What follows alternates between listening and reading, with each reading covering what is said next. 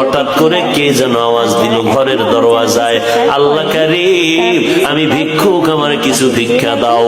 স্বামী বেচারা ডাক দিয়া কয়, এখন মেজাজটা কেমন লাগে? ও স্ত্রী, কি করা যায়? কয় কিছু ভিক্ষা দিয়া দাও। কয় দিব না। কেন দিবা না? আমার আব্বাকে দেখছি কোনদিন সাইল রে ফিরাইয়া দেয় নাই। আল্লাহর আইন হলো, ও বান্দা, ওয়া আম্মাস সাইলা ফালা তানহার, সুয়ালকারী ভিক্ষুকের কখনো ধমক দিবি না, খবরদার। পারো না ক্ষমা চাইয়া বিদায় দাও, ধমক দিবা না, কারণ মাজলুমের চোখের পানির বরদোয়া জাগায় কবুল হয়ে যায়। নাফরমান বান্দা স্ত্রীর কথা কানে না দিয়া স্ত্রীকে বলে, তোমার এত দরদ কেন? তুমি দিয়া দাও। আমি দিব না। স্ত্রী বলে, না, খালি হাতে ফিরাইয়া দিও না, তুমি তো তারে কোটি টাকা দিবা না, সামান্য দিবা, দিয়া দাও। স্ত্রীর কথা স্বামী না শুনিয়া মেজাজটা কেমন যেন গরম হয়ে গেল। গরম মেজাজ নিয়া দরজার কিনারায় দাঁড়াইয়া ভিক্ষুকের ইচ্ছা রকম গালাগালি করলো, রে বেহায়া বেয়াদব, যে কোনো সময় এসে দরজায় দাঁড়াও, লজ্জা করে না? বের হয়ে যায় এখান থেকে, না হয় ঘাড় ধাক্কা দিয়া বের করে দিব। এইভাবে ধমকাইয়া যখন বিদায় দিল, ভিক্ষুকটা চলতেছে বাড়ির দিকে, আর চোখের পানি বেয়ে বেয়ে পড়ে গাল ভিজে যাচ্ছে।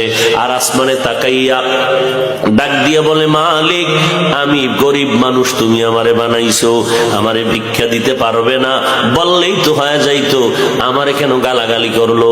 তোমার কাছে বিচার চাই, এই জমিনে আমগো গরিবের বিচার কেউ করবে না, তুমি আসমান থেকে বিচার করো। আল্লাহ কয়, অন্যায় করলে ছাড় দিব, কিন্তু সীমা লঙ্ঘন করলে আর ছাড় নাই। জমিনের মধ্যে আমি জায়গায় বিচার শুরু করব। ভিক্ষুকের চোখের পানি আরশে আজিমের মধ্যে গিয়া ধাক্কা লাগায় দিল। এই ধাক্কায় আল্লাহর আযাব নেমে আসলো এই বেঈমানের উপরে। এত সুন্দর স্ত্রীর পরামর্শ না মানিয়া এই বান্দা স্ত্রীর সাথেও খারাপ ব্যবহার। স্ত্রী কয়, তুমি ভিক্ষুকটারে এমনে ফিরায় দাও, গালাগালি করলা কেন?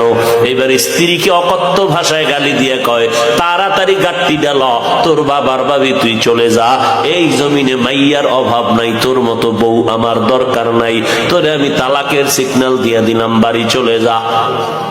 আল্লাহর বান্দিকে যখন তালাকের সিগন্যাল দিয়ে দিল, আল্লাহর বান্দি চোখের পানি ছেড়ে কান্না করে আর বলে, হে মালিক, এই কি আমার জীবনের পাওনা? আমিও আজ মাজলুম হয়ে গেলাম, স্বামীর সাথে তো বেয়াদবি করি নাই, তুমি কুদরতের ফয়সালা দাও, কোথায় যাবো রে মালিক? না করি, এরপরে শেষ সময় বিদায় নামতেই হবে, থাকতেই দিবে না। আল্লাহর বান্দি বিদায় নিয়ে বাবার বাড়ি চলে গেল কান্না কণ্ঠ নিয়ে। আব্বা জান, আমার কপাল বুঝি খারাপ হয়ে গেল। আল্লাহ কয়, তোর উপর পরীক্ষা, ধৈর্য ধারণ কর। আল্লাহর বান্দা মেয়েটাকে ডাক দিয়ে কয়, ধৈর্য ধারণ করো। আল্লাহর বান্দি ঘরের মধ্যে আছে, এখন বাবার ঘরে থাকে, আল্লাহর কাছে নামাজের মুসাল্লায় বৈশা কান্না করে, কোরআনের তেলাওয়াত করে, আর আল্লাহর কাছে বলে, আল্লাহ তুমি দয়া করে আমাকে মাফ করে দাও। আর একজন জীবনে যদি স্বামী থাকে, তুমি নেককার স্বামীর ব্যবস্থা করে দিও আল্লাহ। 1 বছর পরে অন্যত্র বিয়া হয়ে গেল। এবার স্বামীটা পাইল খুব ভালো, ভালো স্বামী পাইয়া সুন্দর জীবনের ফুলের বাগানের সংসার চলতেছে। একদিনের ঘটনা ঘটতে লাগলো, ঠিক ওই ভিক্ষুকের ওই জালেমের বাড়ি বসে যেমন কথা বলতেছিল, দুপুর বেলা স্বামী আর স্ত্রী খানা খাইয়া মধুর আলাপে ব্যস্ত ছিল। হঠাৎ আগের মতোই দেখে বাড়ির দরজায় একজন ভিক্ষুক আইসা ডাক দিয়ে কয়, আল্লাহ কারীম, আমারে ভিক্ষা দাও, আমারে ভিক্ষা দাও। আমার স্ত্রী ডাক দিয়া কয়, কথাটা শুই না। আমি আমার স্বামীকে বলতে যাবো, এর মধ্যে দেখি স্বামী কয়, বিবি কথা বন্ধ করে দাও, আমার ঘরে ভিক্ষুক আসে নাই, আল্লাহ পাকের একজন মেহমান এসে দাঁড়ায় গেছে, একটু সময় দেও, আমি মেহমানদের মেহমানদারি করাই। দরজাটা খুলিয়া ডাক দিয়া কয়, চাচা, বুড়া মানুষ আসে, এই দুপুর বেলার টাইম গড়াইয়া গেল, খানা খেয়েছেন? বলে না, বসেন ঘরের মধ্যে বসাইয়া, সামনের দরজা দিয়ে খুলিয়া বসাইয়া। এবার স্ত্রীকে কয়, বিবি খানা দানা যা আছে দাও, খানা খায় না নাকি? আজকেও খায় নাই। বলে 3 দিন পর্যন্ত এই ভিক্ষুকটা না খাইয়া কাঁদতেছে, এবার যা পারো দাও। ঘরের থেকে খানা দিলাম, খানা দিয়ে ভিক্ষুকটার সামনে বসে বসে খাইতেছে। আল্লাহর বান্দি হঠাৎ করিয়া অজান্তে পর্দার আড়াল থেকে একটা নজর ভিক্ষুকের দিকে পড়ে গেল। স্ত্রী একটা নজর তাকাইয়া দেখিয়া ঘরের ভিতরে গিয়া এবার চোখের সামনে কাপড় দিয়া কান্না করে, মালিক তোমার কুদরত দেখিয়া ভয় পেয়ে গেলাম। স্বামী বেচারা ডাক দিয়া কয়, বিবি আমার, তোমার খেদমতে ত্রুটি কয় না, আমার কোনো কথায় তুমি কষ্ট পেয়েছো না তো কেন কান্না করো? বলে, ভিক্ষুকের দেখা মাওলার কুদরতের ভাব আইসা গেছে, কান্না করি। বলে, কিসের কুদরত? ভিক্ষুক আসা তো কোনো কঠিন কিছু না, কি কুদরত?